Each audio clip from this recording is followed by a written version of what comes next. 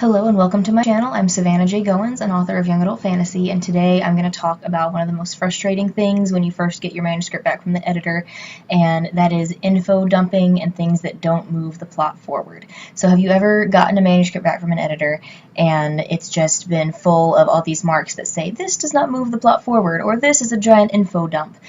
When I first got the Glythinian back from my editor, that was all over the place, especially in the beginning of the book, because I had a lot of backstory that I put a lot of time into and wanted to share, and I just kind of plastered it all out there in front, and it was not very interesting to read. So first of all, we'll start with what does it mean to move the plot forward. So things that move the plot forward are things that make a change in something, things that move the characters toward whatever they need to get to, things that are making things happen to move the story in the right direction, to just make things keep happening, kind of like a domino effect. This happens, and then this happens, and then this happens. If something is not within that domino effect that's helping things happen, it's probably not needed, and it may even be potentially boring because it doesn't end up having any special relevance later on. So if there's a conversation that happens that, is interesting to write and is kind of maybe funny, but does not actually help develop those characters anymore in the mind of the readers, then you may not need it. If, though, in that conversation something is said that a certain character picks up on, and for some reason they remember that piece of information and they need that piece of information later on that they wouldn't have heard anyway other than listening to that conversation, then that would be a case where that conversation is important. So you just have to look at each scene and try to decide whether or not there's valuable, important information in each one that is going to be kind of going with that domino effect of making more things happen that are supposed to happen to get the story going in the right direction that you want it to go. So what is an info dump then? An info dump does not move the plot forward. An info dump is very boring to read and will not get readers wanting to read more of your stuff. And the reason that it's hard to spot is because it's super interesting for you to read. So when I wrote giant info dumps, it was all this incredibly fascinating information that I felt very clever for having come up with, because it was my magic system and the backstories of characters and all stuff that's super important to me because I came up with it, and it is the story of my characters. However, without knowing my characters and knowing why any of that information is important, it's not going to be interesting to you. So the way to put in backstory is in little snippets as you go. You only say a little bit of what you need in the beginning, and then as you go, you drop in some more hints, and you don't just throw it all out there at once for someone to read without without having a chance to learn how to care about your characters, or without having a chance to be able to prove to your readers that your characters are interesting and that they have something going on that is worth caring about. So for an example, if you look at the scene where we first meet Scabbers in the Harry Potter series, in the very first book, The Sorcerer's Stone, Harry and Ron have just met and they are on the train with Scabbers. So in this scene, J.K. Rowling could have taken this time to give us more backstory, because Ron grew up in the world and could have known a whole lot more. He did know a whole lot more about the world and how wizardry works than Harry did, so he could have known more about Harry's story even. He could have known about Sirius Black and Remus Lupin and Peter Pettigrew, but instead of dumping all of that information, though still somewhat interesting, not necessarily as interesting to us at that point without having learned to care about those characters, instead of dropping all that information on us at once, she introduces a rat to us who turns out to be another character that we don't find out until 3 books later.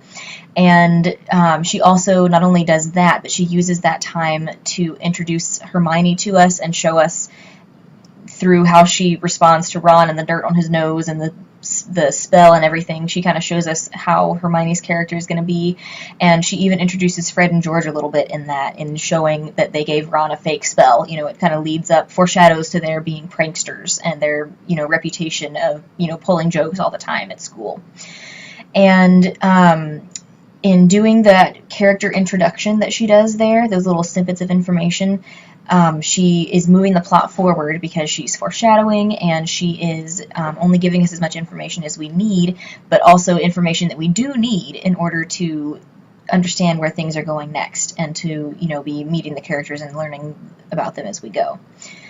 So instead of making this scene a boring info dump where Ron tells Harry a whole bunch of backstory, she saves all that for a later time and just introduces us to this rat and then introduces us to other characters.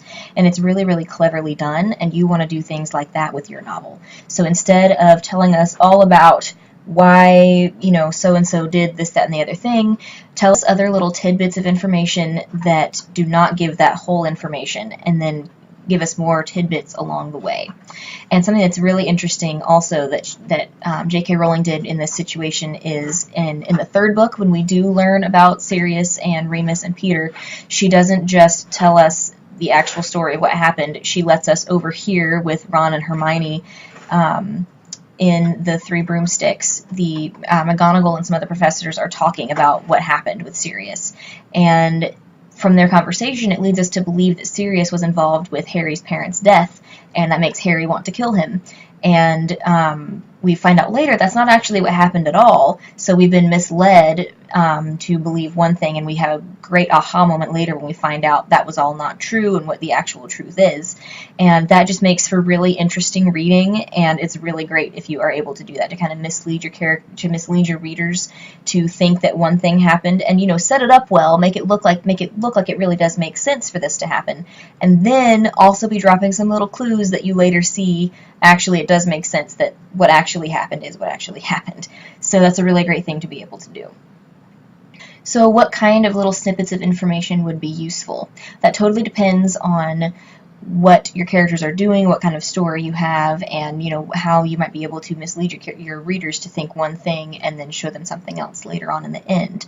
So one thing that I did was I show Inzi, my main character, as she is driving her mom to work in the first chapter. I show her letting her mom out at work, and then I show her mom then stepping really far around a puddle in the parking lot on the way to work, because she kind of has a thing about water.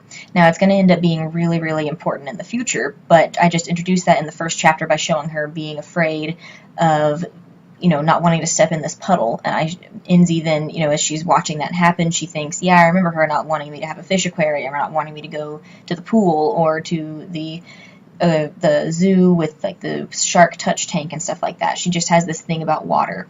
And I don't mention it again for a while. I don't give any kind of backstory and why she's afraid of water, but I mention that she is, and you'll see towards the end of the book why that's so important, and that will be fleshed out more in future books. But it's just really, really important to try to drop tidbits like that and to show things, not just think about things. So Inzi isn't just thinking randomly about her mom being afraid of water. I'm showing her step really widely over this puddle just to really avoid stepping in it, and then that leads Inzi to remember some other things, and those will kind of stick in the reader's mind as they come to other places where they're going to find out why this is important. So instead of dropping a whole bunch of information in one place in the beginning of your book, hang on to it, only drop a little bit at a time as is needed, and keep the rest of that information in the back of your mind for the right time to put it in. Read through your book and find places where things maybe need to be spiced up a little bit. Maybe you could drop some information there, and that might be something to help move slower scenes forward. And of course, anytime you have a scene that is just not moving the plot forward, it's always a good idea to cut that. You don't have to get rid of it. You can just remove it from your main document and put it in your deleted scenes folder. You should always have a deleted scenes folder. Don't ever delete something when you're frustrated with it. Save it somewhere else, and then start afresh, and then you still have it if you need to come back to it later. It's really important to do that. So if you are still struggling with knowing what is going to move your plot forward, and with trying to avoid info dumping and trying to identify the info dumps that you need to kind of remake and reevaluate, I've got some small editing packages on my website available, some of them as low as $5, that might be able to help you just analyze a scene or two and try to just fix that up a little bit and teach you a little bit about how to identify the info dumps and avoid them in the future, and where and what other places you might could stick some of that useful information. And if you'd like to check that out, it's linked below. And if you have any tips for avoiding info dumping or for moving the plot forward, please add that to the comments below. That'd be great. And if you have any other writing questions you'd like me to address in a video, either leave a comment below or email me, and I'd be happy to try to answer that question for you in a video. If you're wondering about it, odds are tons of other writers are wondering about it too. And if you would like to see my other future writing videos, please hit the subscribe button, and to be notified as soon as I post on Mondays, you can hit the bell icon, and I will see you guys next time. Bye.